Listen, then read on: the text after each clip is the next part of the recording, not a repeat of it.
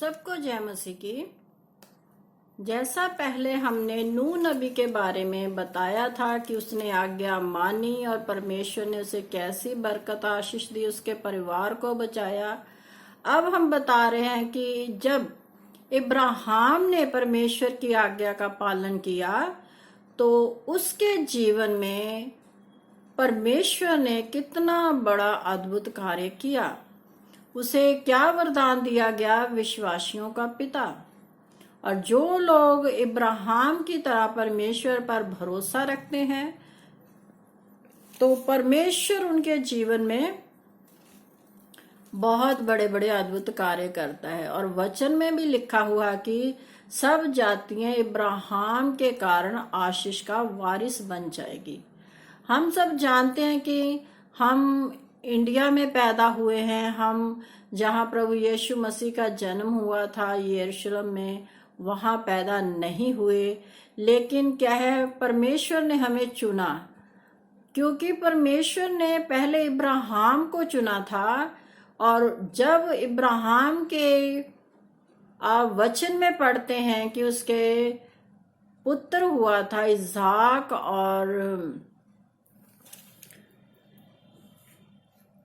तो उसके बाद क्या है, जातियां बढ़ती चली गई।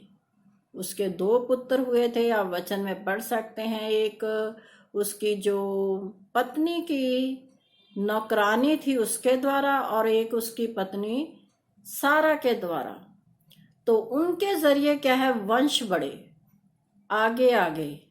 तो आगे हम आपको पढ़कर सुनाते हैं कि जब इब्राहिम ने परमेश्वर की आज्ञा मानी तो उसके जीवन में कैसा बदलाव हुआ।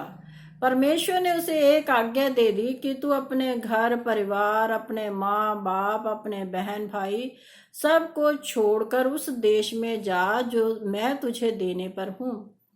तो उसने भी परमेश्वर से नहीं पूछा कि जहां आप मुझे ले जा रहे हैं वो कैसा देश है।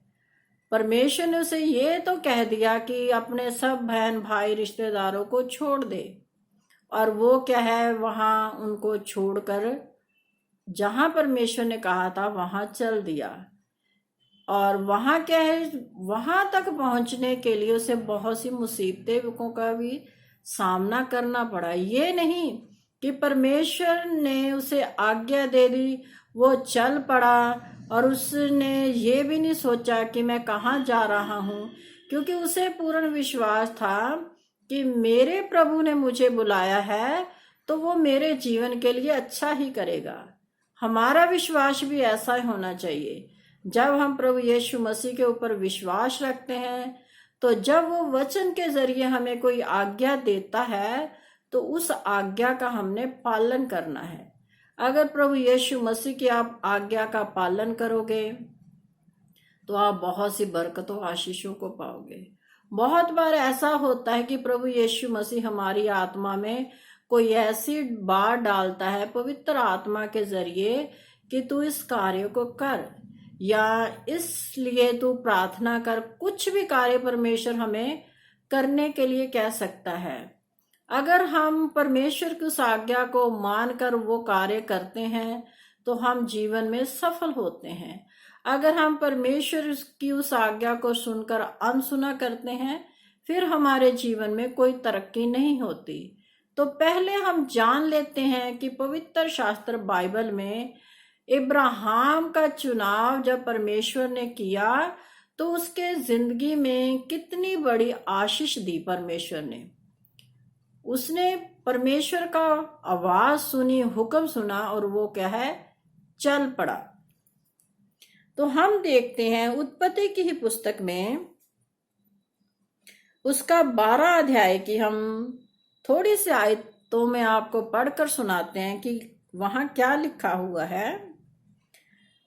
यहोवा ने इब्राहिम से कहा, अपने देश और अपने कुटुंबियों और अपने पिता के घर को छोड़कर उस देश में चला जा जो मैं तुझे दिखाऊंगा, और मैं तुझसे एक बड़ी जाति बनाऊंगा और तुझे आशीष दूंगा और तेरा नाम महान करूंगा और तू आशीष का मूल होगा। जो तुझे आशीर्वाद दे उन्हें मैं आशीष दूंगा, और जो तुझे कोसे उसे मैं श्राप दूंगा। और भूमंडल के सारे कुल तेरे द्वारा आशीष पाएंगे। तो यहाँ पर लिख दिया परमेश्वर ने साफ साफ कि भूमंडल कहने का भाव सारी पृथ्वी पर जितने भी लोग हैं वो इब्राहिम के कारण आशीष पाएंगे, क्योंकि इब्राहिम को परमेश्वर ने चुना, इब्राहिम ने परमेश्वर की आज्ञा को माना।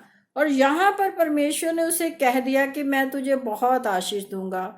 आप वचन में पढ़ सकते हैं कि उस समय इब्राहिम क्या है, बूढ़ा हो चुका था, उसकी कोई संतान नहीं थी, लेकिन परमेश्वर ने उससे वादा कर दिया कि मैं तेरी संतान को इस कदर बढ़ाऊंगा कि जैसे कोई रेत के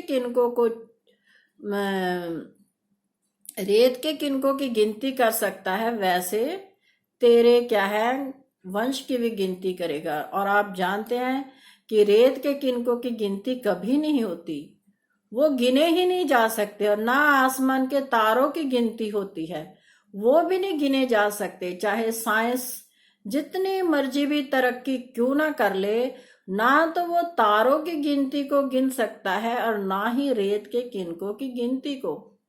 तो ऐसा आशीष परमेश्वर ने इब्राहिम को दे दी। और परमेश्वर की आज्ञा के अनुसार उसने क्या किया, सब कुछ अपना छोड़कर चल दिया। जब परमेश्वर ने उसे कहा तो वो उसने वैसा ही किया। आगे देखिए, यहोवा के इस वचन के अनुसार इब्राहिम चला और लूत भी उसके संग चला। और जब इब्राहिम हारान देश से निकला उस समय वह 75 वर्ष का था। तो यहाँ पर आप ने सुन लिया कि जब हारान देश से इब्राहिम को परमेश्वर ने बुलाया तब वो कितने वर्ष का था, 75 ईयर, 75 साल का था। और आप देखिए 75 साल का इंसान बहुत बूढ़ा होता है, वो चलने फिरने के भी लायक नहीं होता, लेकिन परमेश्वर ने उसको ऐसी ताकत दी, ऐसी हिम्मत दी। आगे चलकर आप पढ़ सकते हैं कि उसकी आयु कितनी हुई। और अब वो 75 साल का है और उसके ना तो कोई बेटा है ना बेटी है, वो क्या है, दोनों पति पत्नी बिना औलाद के हैं। लेकिन परमेश्वर ने जो आज्ञा दी, जब उसने उस आज्ञा को माना तो परमेश्वर ने आगे आप चलकर पढ़ सकते हैं कि उसको औलाद दी। लेकिन ये नहीं हुआ कि जैसे ही परमेश्वर ने उसे ये आज्ञा दी तभी उसके क्या है औलाद होगी, बहुत वर्षों बाद फिर भी हुई। और आप वचन में पढ़ सकते हैं कि जब जो सारा थी उसकी जो नौकरानी थी, उसके साथ सारा ने खुद अपने पति को दे दिया, उसकी शादी करवा दी औलाद के लिए। उस समय भी वो क्या है बूढ़ा ही था और उसकी आयु वहां लिखी हुई है 83 ईयर की थी। और जब सारा से उसको पुत्र दिया गया तो तब वो क्या था, 100 साल का था। यानी कि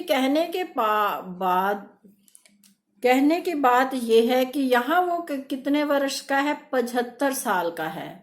और जब उसका निज पुत्र, जिसे हम कहते हैं शादी के बाद वारिस जो हुआ, वो कितने साल बाद हुआ, 25 साल बाद। उस समय इब्राहिम की आयु कितनी हो चुकी थी, 100 साल के करीब।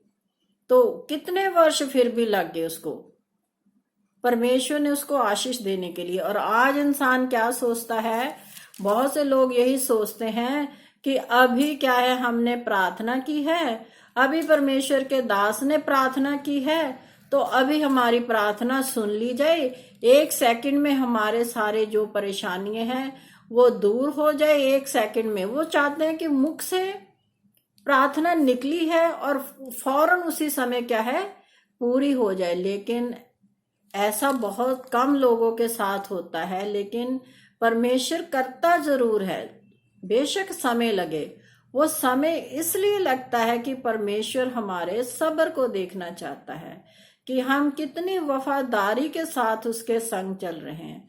यहाँ पर परमेश्वर ने इब्राहिम की वफादारी को भी देखा। वादा परमेश्वर ने कर दिया उससे और वो परमेश्वर पर भरोसा रखकर चल रहा है। लेकिन आप सोचिए, 75 साल का इंसान है, अब उसकी उम्र 100 साल की होगी, 25 साल बीत चुके, उसका कितना लंबा सब्र था।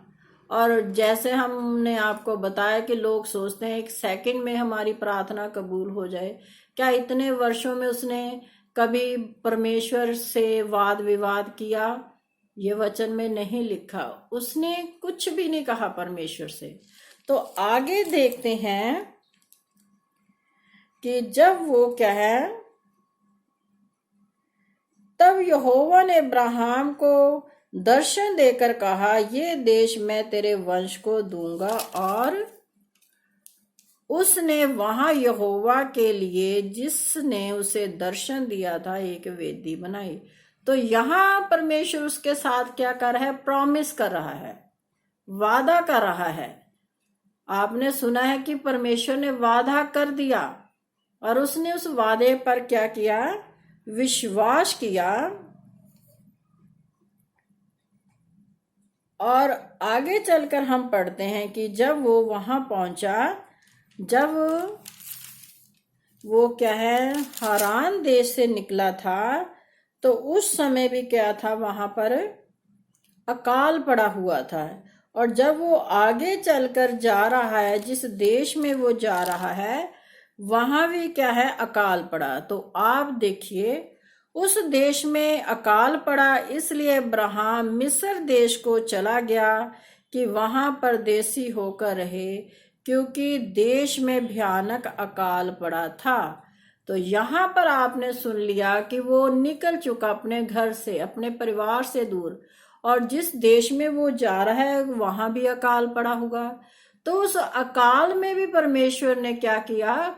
उसके लिए सारा प्रबंध किया। वहां पर परमेश्वर ने इब्राहिम को भूखों मरने नहीं दिया, ना उनके साथ जो उसका भतीजा लूत चला था उसको, और ना जो उसके दास दासियां थे, जैसे आजकल हम नौकर कह देते हैं, तो वो भी उसके संग संग चले, उनको भी परमेश्वर ने भूखा मरना नहीं दिया। ये वचन में आप पढ़ सकते हैं। क्योंकि परमेश्वर जब जिससे प्रेम रखता है, उससे क्या, उसकी सारी जरूरतों को भी देखता है। ये नहीं कि परमेश्वर ने उसे अपने घर परिवार से बाहर ले आया, फिर परमेश्वर ने उसे छोड़ दिया भटकने के लिए या मरने के लिए। ऐसा कभी नहीं होता, क्योंकि परमेश्वर दिलों को जांचता है। उसे पता रहता है कि किस इंसान के हृदय में क्या है। दुष्ट के हृदय को भी वो जानता है और धर्मी के हृदय को भी। और आपने वचन में कभी नहीं सुना कि किसी दुष्ट इंसान की परमेश्वर ने गवाही दी हो। गवाही किसकी दी? परमेश्वर ने धर्मी मनुष्य की। और वचन में भी आप पढ़ते हैं कि नूह की गवाही परमेश्वर ने दी कि नूह की नजर में वो क्या था? खरा मनुष्य था, धर्मी मनुष्य था।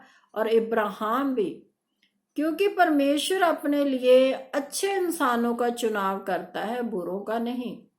क्योंकि परमेश्वर जिसका चुनाव करता है उसके लिए क्या है?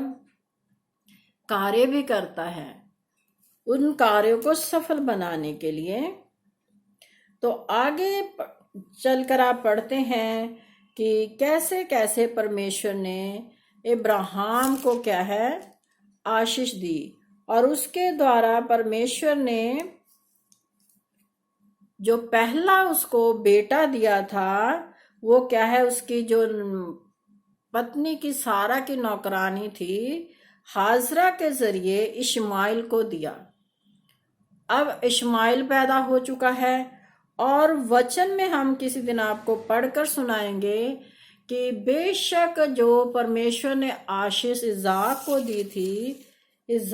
दी थी, लेकिन क्या है? उसने इश्माइल को भी नहीं छोड़ा, क्योंकि वो एक किस्म के इब्राहिम की पहली संतान थी। चाहे वो क्या है? दासी के जरिए थी, लेकिन वचन में लिखा हुआ है कि जो निज पुत्र होते हैं उनको ही आशीष मिलती है। लेकिन दासी के पुत्र को भी परमेश्वर ने आशीष दी, इसलिए परमेश्वर ने उसको इसलिए आशीष दी क्योंकि परमेश्वर ने इब्राहिम को चुना, इब्राहिम को आज्ञा दी और परमेश्वर की उस आज्ञा के अनुसार वो चला। उसने अपने भाई बहन जो भी थे उनको छोड़ दिया। और आज हम देखते हैं कि कोई भी अपने बहन भाई या रिश्तेदारों को नहीं छोड़ता, लेकिन उसने छोड़ा।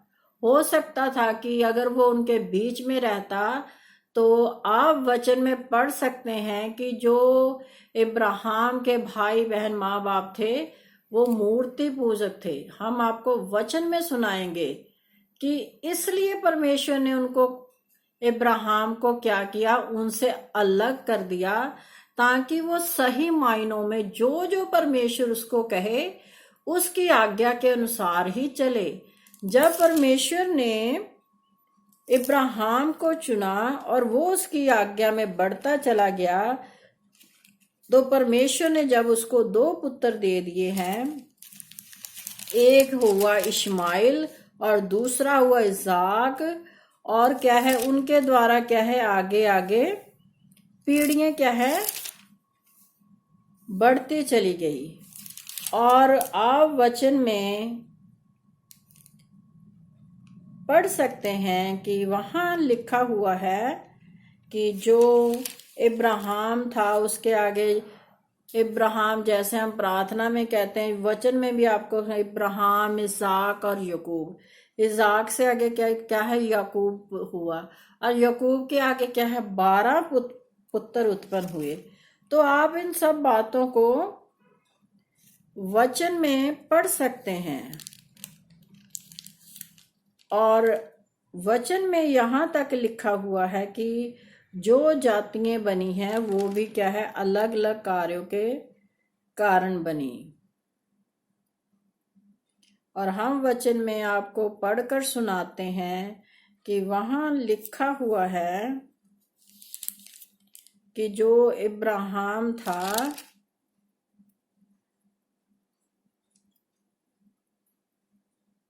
उसके द्वारा जब हम उस पर विश्वास करते हैं तो हम क्या है इब्राहिम की साथ विश्वास करने के साथ उसकी संतान भी हो जाते हैं।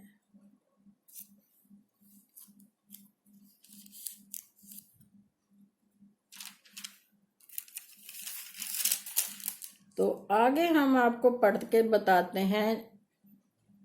अब आपने सुना था 75 साल की आयु में परमेश्वर ने उसे चुना और 100 साल की आयु में परमेश्वर ने उसे पुत्र दिया, और उसकी कुल आयु कितनी हुई 175 वर्ष की। यानी कि उसके पुत्र के पैदा होने के बाद 75 ईयर वो और जीवित रहा। इसको हम क्लियर वचन में पढ़कर सुना देते हैं। इब्राहिम की सारी आयु 175 वर्ष की हुई। यहाँ आपने सुन लिया कि 175 वर्ष का इब्राहिम हुआ और उसके बाद उसकी मृत्यु होगी, और उसके बाद क्या है उसके वंशज आगे आगे चलते चले गए। तो ऐसा है परमेश्वर, जिसका चुनाव परमेश्वर कर लेता है उसके द्वारा क्या है लोग आशीष पाते हैं, और परमेश्वर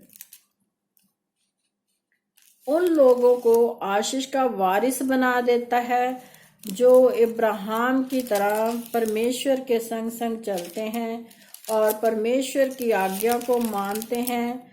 तो परमेश्वर उनके जीवन में बहुतायत सी बरकत और आशीष को उंडेलता है। तो आपने आज वचन में इब्राहिम के बारे में सुना कि इब्राहिम ने परमेश्वर की आज्ञा का पालन किया बिना सोच विचार के। उसने ये नहीं सोचा कि मेरे साथ क्या होगा। हम भी ऐसा ही हमें निर्णय लेना चाहिए।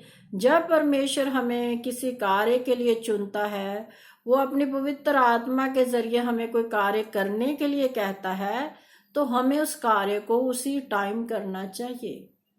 उस काम में विलंब नहीं होना चाहिए, देरी नहीं होनी चाहिए।